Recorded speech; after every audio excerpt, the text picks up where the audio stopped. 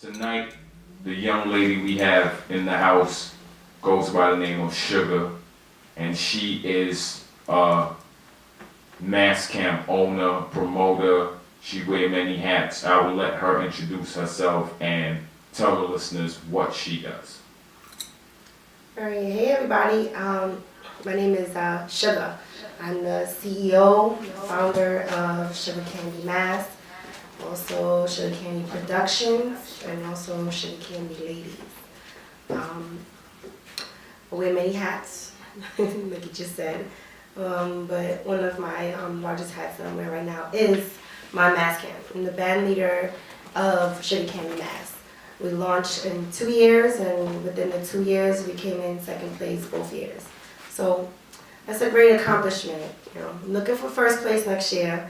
For the first 2 years in a row, we did our thing. Okay, what she's actually talking about is the actual competition of the costumes in the carnival celebrations, and the competitions that you invented was the ones on Eastern Parkway, Yes. the correct, what's the name of the parade? It's called Wadaka. It's called West Indian Day. The West Indian Day Parade.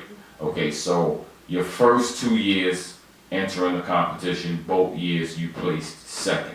Yes. I know about one band, I think I'm gonna go by the name of Sesame Flies. Yeah, Sesame Flyers been out since I was a baby. They actually taught me some of the things that I know.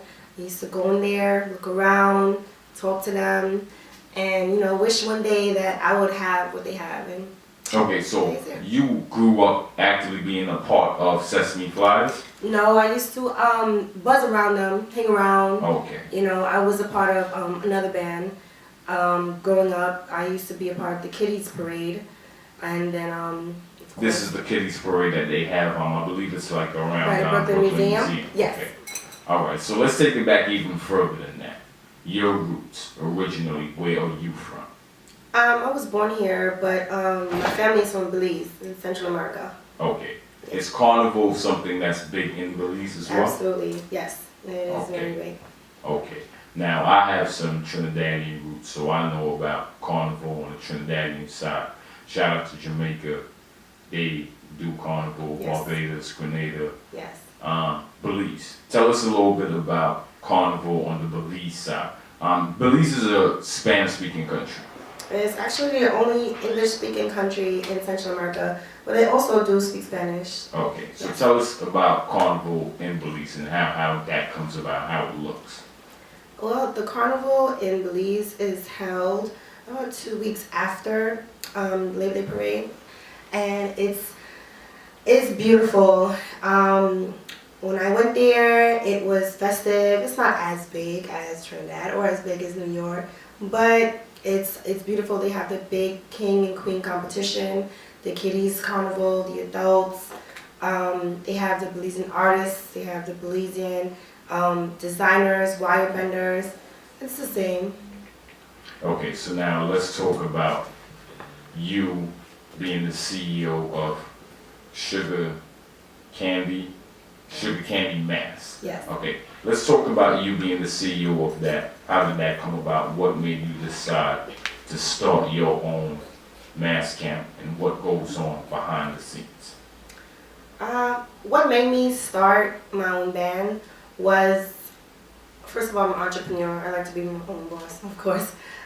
But I used to be with another band, and I was with them for years and years and years.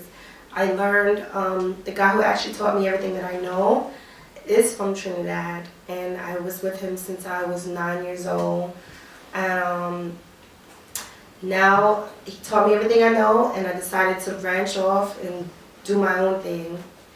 And what originally made me want to start it was because I love it. It's a part of me. It's something that if I'm not doing, I feel like I'm missing out on the world. Okay, we trying to find out a little bit more about Sugar Candy Mass. So tell us, what was that original band? Who was that original band leader that inspired you to become the entrepreneur that you are today?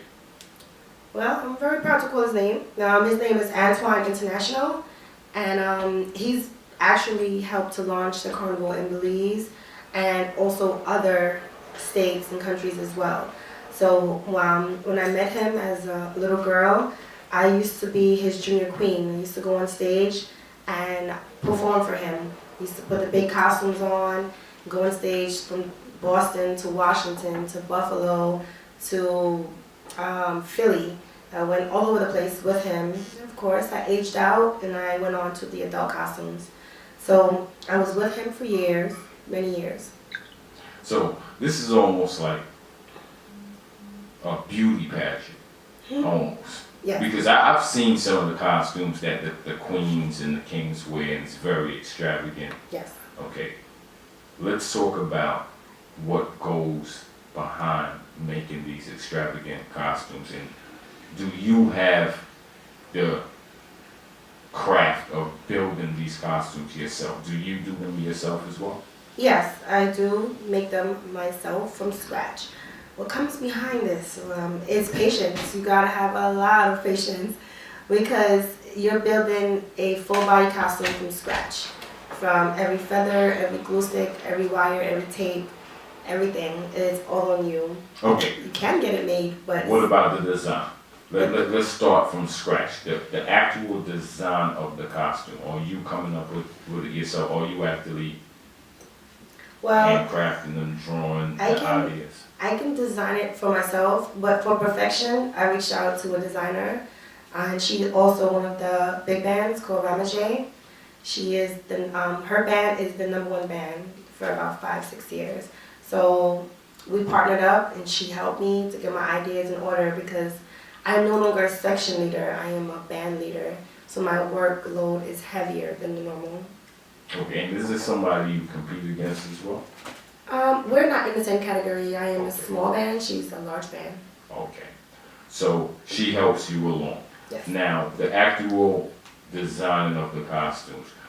Again, I'm trying to get an idea of what goes behind it. So you put together your ideas. We come up with a theme. We come up with a theme, and for my first year, it was a self-portrayal, and because my name was Suga, so I kept the theme and I kept it going. So my first year, I portrayed everything sweet, whether it be a sweet mango, whether it be love and romance, whether it be bubblegum, candy. So each one of my costumes represented something sweet. So every year there's a theme. So that was last year. This year's theme was the untold stories of the Caribbean. So basically, each one of my section leaders, I told them to come up with a costume that is gonna discover something in their country that is untold. And each one of my section leaders are from different places. I have one from Guyana, Grenada, Trinidad, Nigeria, Tobago, and me from Belize. Okay. So you were able to have these people come up with different ideas, and this is what actually creates the different sections in your entire mass camp. Yes. Okay. You put these ideas to paper, you create the costumes. What goes behind the actual promotion as a band leader? What goes behind you getting people to actually purchase these mass outfits and represent your band? Well, because I've been doing this for so many years, I already have a clientele with my family and friends. But to make it on a more broader level, I network big time. I go to clubs with a costume. I take my models with me to these clubs, events, shows. I went to Jerk Fest. I went to the Brooklyn Museum, whether it be Wingate. Wherever it is, I'm showing up with my models. Nice. And the more exposure that I get, the more customers come. So that's what made, I went with social media. Social media played a big part in it. Instagram, Facebook, Snapchat. Those are all the things that helped me with the push. And my team, of course. How many people did you have in your band this past carnival? This carnival, we had 200 people. And we were in the small band category, but that's not where we really belong. We really belonged in a medium band.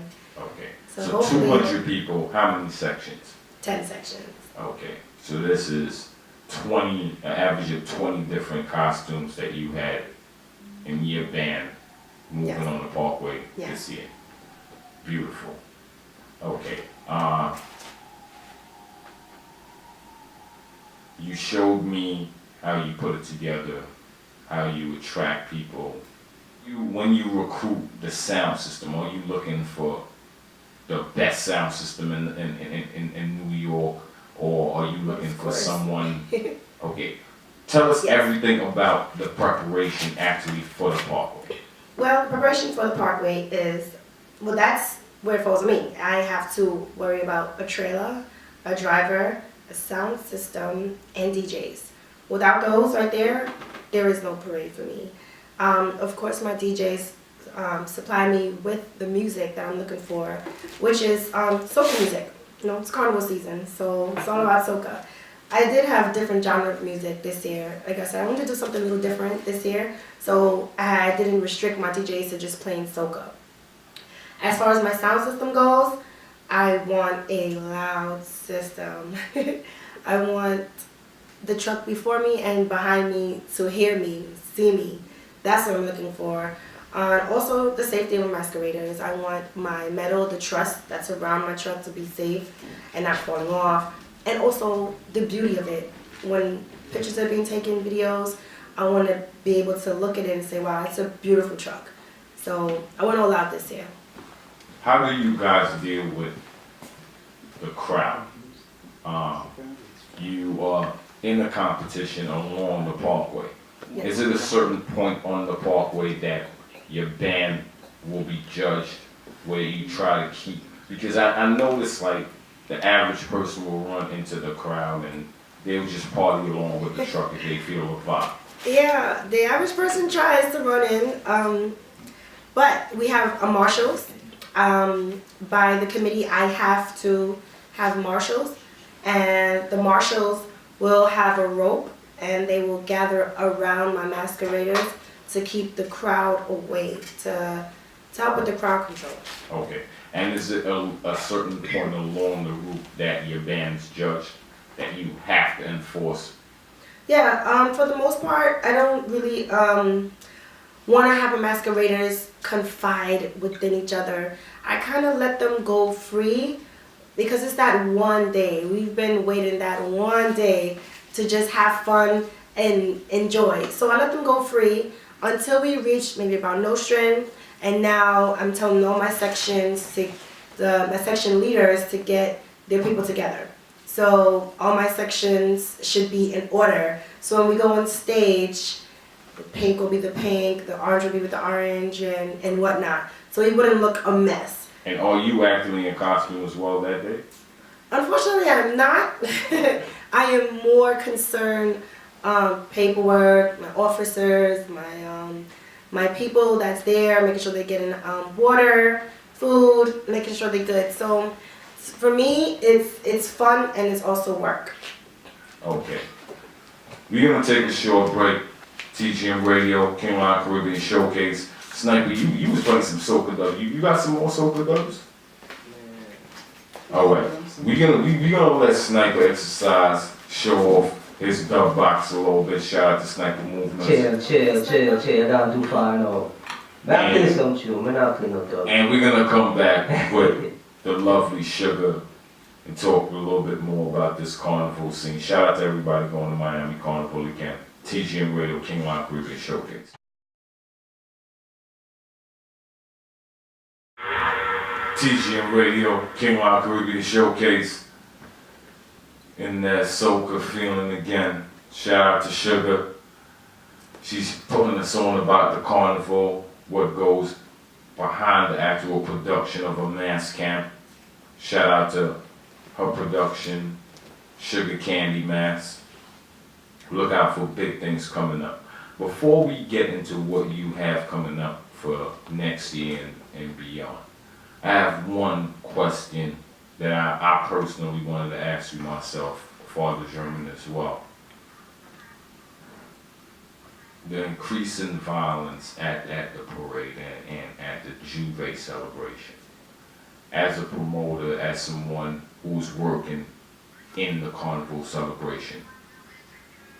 How do you feel about it? And what do you feel can be done to rectify the ongoing violence? Well, first and foremost, I do not condone any type of violence at all. Especially, it's messing up the whole culture behind things. Every year it's getting worse and worse, you know. Now, you know, the other parades are going to look at us as if, you know, we don't know what we're doing and they're rowdy and whatnot. So I do not condone that at all. My feelings behind it, behind the control, I feel maybe the people need to get involved. I feel like maybe, you know, we don't want too much police around, you know, because then, you know, it'll mess up the fun of the Juve, especially Juve. So I do believe maybe we could get together, we can hold rallies, we can make it a little bit more peaceful. Maybe we could have the media get involved and start, you know, having talks about it, sitting down, the committee, and it's a lot of stuff that can go on. But as far as the Labor Day parade, unfortunately, I don't really see much violence at the parade. I hear about it, but I don't see it because I'm busy with the band. So, again, this comes with us. It's our fault. We do it. You know, it's the violence, it's the gangs, it's all of that. So, I think we need to do better. I don't feel like we should blame anybody but ourselves. 2017, 2016, 2015, you placed second in both your competitions. Yes. What do you have planned for 2017? You say right now you're a medium band. Are you planning on increasing, going to a larger size? Maybe adding the kids' carnival since you were a product of that. What are your plans moving forward for Sugar Candy Mass? Well, my original plans when I thought about bringing a band was for a kids band only. But then I scratched it and just went straight to adults. Kids are a little bit more harder than I didn't know, but I know now. But it will be launched. My kids band will be launched 2017. And what I'm planning on doing is not only having a kids band, but to have maybe a place that kids could also learn to make costumes. Kids could learn dance routines. I have kids that like to be DJs. They want to be DJs, performers, singers, arts and craft. I don't just want to stop at the kids parade. I just want to continue on building my brand. And, so. Oh, I'm sorry. Okay. Didn't mean to cut you off. But we're trying to build a brand, help you build a brand, Sugar Candy Mass. Where can people actually reach out? Or do you have something online that people can reach out if they're from out of state? They can't reach you face to face and purchase costumes or inquire about your costumes, look at the upcoming costumes for 2017? Absolutely.